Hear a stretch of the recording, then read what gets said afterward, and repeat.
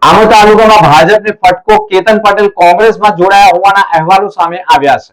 આમોદ તાલુકાની ઈખર એક બેઠક ઉપર પોતાની પત્નીને અપક્ષ ઉમેદવારી કરાવડાવી ચૂંટણી જીતી પોતાની તાકાતનો પરચો બતાવી સૌને ચોંકાવી દીધા હતા। તેમના સમર્થનથી આમોદ તાલુકા પંચાયત ભાજપ શાસિત બની હતી। ભારતીય જનતા પાર્ટીમાં તેમને યોગ્ય સન્માન નહીં જળવાતું હોવાથી તેઓએ કેટલાક સમયથી નારાજ ચાલી રહ્યા હતા। તાલુકા પંચાયત કારોબારી ભારતીય જનતા પાર્ટી સાથે જોડાયેલા કેતન પટેલ અસંતોષની લાગણીથી ખુલ્લેઆમ બહાર આવે છે।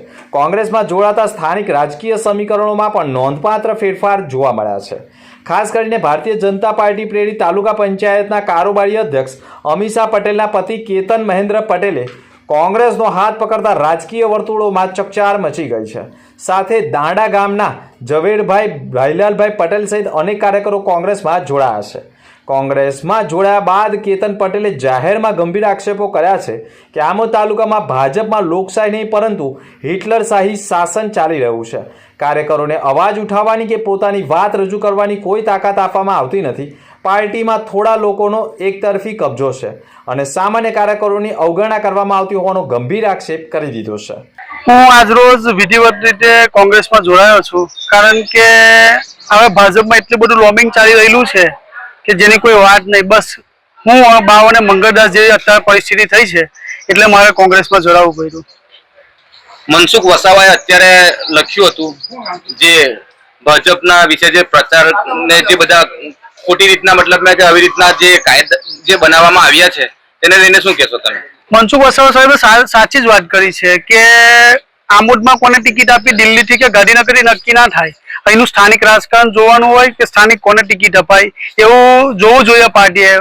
આ તો એવું છે કે પહેલા તો સારું છે, આ તો હિટલર શાહીને વધી ગયા છે આ લોકો કે હિટલર શાહીને સાઈડ પર મૂકી દીધી એટલી ભાજપની પરિસ્થિતિ ખરાબ થઈ રહેલી છે। નાના કાર્યકરનું કોઈ માન સન્માન જળવાતું નથી, એના માટે મારે કોંગ્રેસમાં જોડાવવું પડ્યું છે।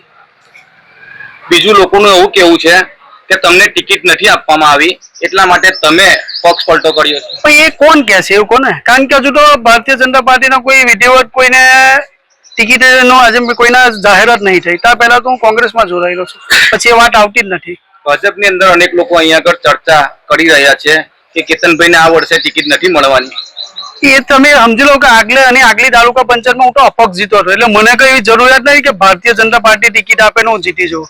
હું તો લોકો હાથે રહેલો છે, નાના કાર્યકર સાથે જોડાયેલો છું, એટલે મને કઈ જરૂરિયાત નથી કે પાર્ટી ટિકિટ આપે ને હું જતો રહું।